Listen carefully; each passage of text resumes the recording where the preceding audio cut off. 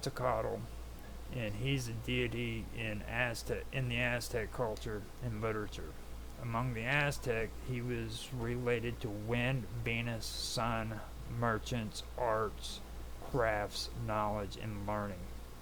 He was also the patron god of the Aztecs' priesthood. Quetzalcoatl wears around his neck the breastplate, a hikakakazidakato. It's a pretty crazy name. Ihikakakazakatal, the spiritual veluted wind jewel. This talisman was a conch shell cut at the cross section and was likely worn as a necklace by religious rulers, as such objects have been discovered in burials in archaeological sites throughout Mesoamerica and potentially symbolized patterns witnessed in hurricanes, dust devils, seashells, and whirlpools, which were elemental forces that had significance in Aztec mythology. Codex drawings pictured both Quetzalcoatl and Xolotl, which I always had a problem with pronouncing. Xolotl, which pictured both Quetzalcoatl and Xolotl wearing an ihikakakazakatl around the neck. Additionally, at least one major cache of offerings includes knives and idols adorned with the symbols of more than one god, some of which were adorned with wind jewels. Animals thought to represent Quetzalcoatl include resplendent quetzal, rattlesnakes, crows, and macaws. In his form as a hecatl, he is the wind and is represented by spider monkeys, ducks, and the wind itself. In his form as the morning star, Venus, he is also depicted as a harpy eagle, and there we go with the eagle. The earliest known documentation of the worship of a feathered serpent occurs in Teotihuacan in the 1st century BC or 1st century AD. That period lies within the late pre-classic to early classic period. That's between 400 BC and 600 AD in Mesoamerican chronology. Veneration of the figure appears to have spread throughout Mesoamerica by the late classic period, 600 to 900 AD. In the post-classic period, which is 900 to 1519 AD, the worship of the feathered serpent deity centered in the primary Mexican religious centers of Chacalula. In this period, the deity is known to have been named Quetzalcoatl by his Nahu followers. In the Maya area, he was approximately equivalent to Kukulkan and Gukumats, names that also roughly translate as feathered serpent in different Mayan languages. In the era following the 16th century Spanish conquest of the Aztec Empire, a number of the records conflated Quetzalcoatl with, say, Acatl, Tepaltizia, Z, no, Templeton, a ruler of the mythico-historic city of Tolan. Historians debate to what degree or whether at all these narratives about this legendary Toltec ruler describe historical events.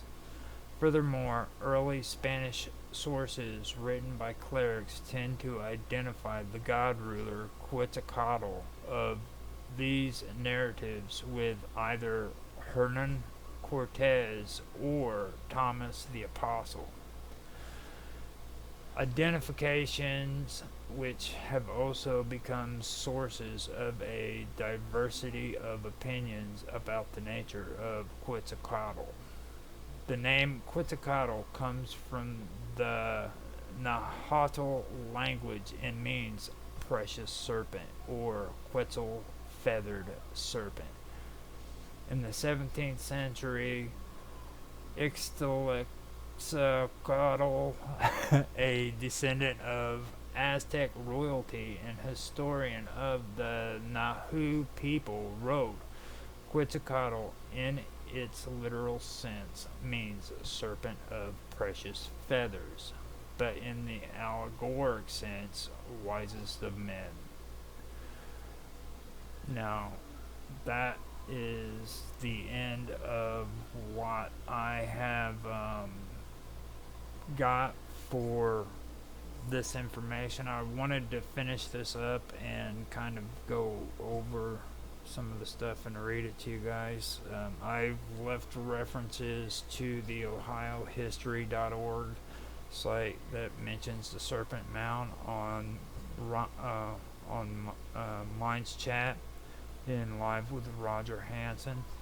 So if you guys would like to see that, you're more than welcome to look at that. I've also left it in I believe I left it in the no, I believe I did post it in Skype. It's on Skype and available to anybody who wishes to check it out. No, it's not. So what I'll do is I'll post it in there, and you guys can check it out if you are interested in reading about that with straight from the Ohio site. Now, like I said too,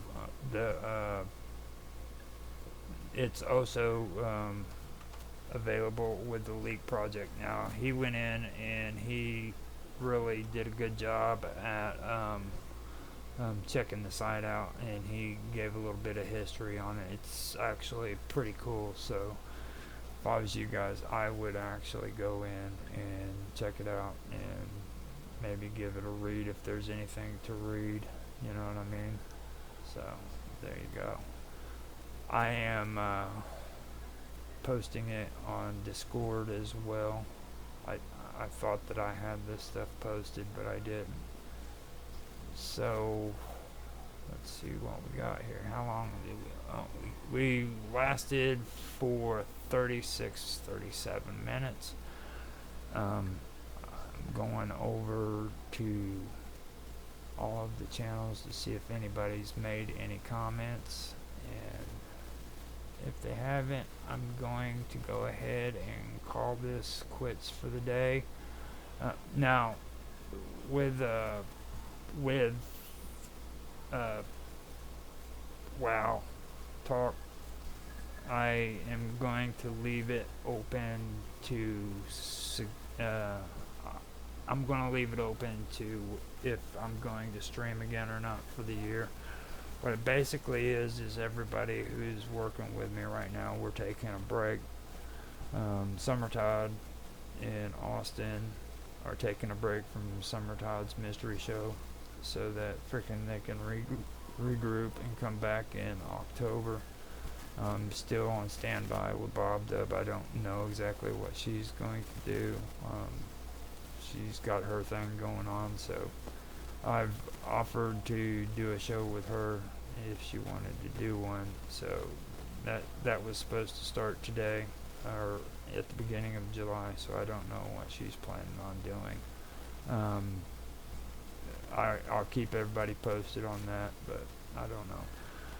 But right now, what I'm doing is I'm setting up uploads to where we'll have content that is being posted, and everybody will have something to watch for future for the future episodes of it. And I'm archiving and editing still, so I'm not gone. I'm just back in the background taking care of things as they need to be and getting things started. I also should mention too that the Wonderful World of Weirdness has created its own crypto currency. We do have the WWOW coin. It's on MintMe.com. It's down in the description. If you guys want to invest in the Wonderful World of Weirdness, this would be the best way of going at it. If you need any help, you can contact me and we can get things started. So it's up to you on what you want to do. Also, I would like to say that we are taking stories from people who wish to tell stories about what's happened to them, or campfire stories that I've got going on the Wonderful World of Weirdness right now. If you want to tell a story, send it to Summer Todd. She has her email listed in the comment section as well, and she would be willing to get them and pass them on to me and Austin, or do something herself, whichever way whichever way she wants to do it. But if you have those stories and you want to share them, feel free to send them our way. We'd be willing to tell your story on the internet. You don't have to give your name. You can if you want. It's up to you, but you don't have to. That's just how we do things. So I believe I've covered everything. I'm not quite sure. I know that here lately I've been slacking on telling people what we're into and what we are wanting to do and stuff like that. I believe we've done good on it. I'm checking all of the chats to make sure that I did not miss anything, and by the looks of it, we are all clear. We dodged a bullet, didn't have to talk to nobody, and we are good. We did it. I'd like to thank everybody who came in to check out the stream. We had 2 viewers on YouTube. 65 views on YouTube, which was good. I'm still trying to give DLive a chance, but it's kind of getting ridiculous.